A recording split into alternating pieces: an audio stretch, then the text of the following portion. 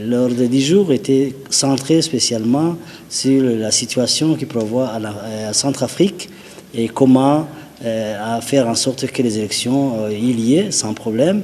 Donc après avoir entendu le rapport sur la RCA, on a décidé que les élections soient reportées au lieu de se faire au mois de décembre, que ces élections vont se dérouler au mois de mars.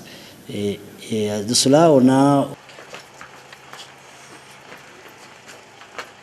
une partie du gouvernement de transition qui aujourd'hui ne veulent pas aller aux élections pour des prétextes de ceci ou cela.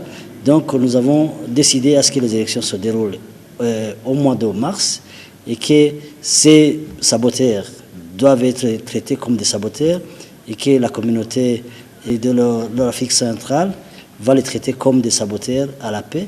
Et de cela aussi, nous avons observé que nous avons besoin de 4 milliards pour que les élections se déroulent convenablement. Heureusement, le Gabon et le Congo-Brazzaville ont contribué. Et donc aujourd'hui, il nous manque 1,3 milliard pour que les élections se déroulent sans difficulté. Il n'y avait pas d'informations sur le Burundi. Nous avons eu l'occasion de relater la situation politique et en fait la situation de sécurité qui prévoit au Burundi. Ils ont apprécié les efforts du gouvernement dans le sens de ramener tous les Burundais à dialoguer, envie de trouver un compromis et envie de trouver des solutions ici et pour que nous puissions retrouver la paix et la sérénité dans notre pays. Et à la fin, on a discuté du terrorisme et on a vu que le terrorisme doit être combattu de la même façon que l'on fait dans les pays européens.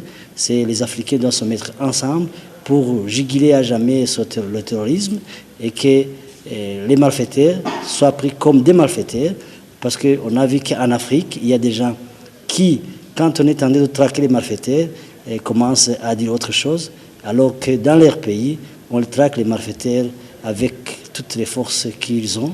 Nous avons dit que l'Afrique doit faire face au terrorisme parce que le terrorisme, il faut user de la force pour arrêter le terrorisme.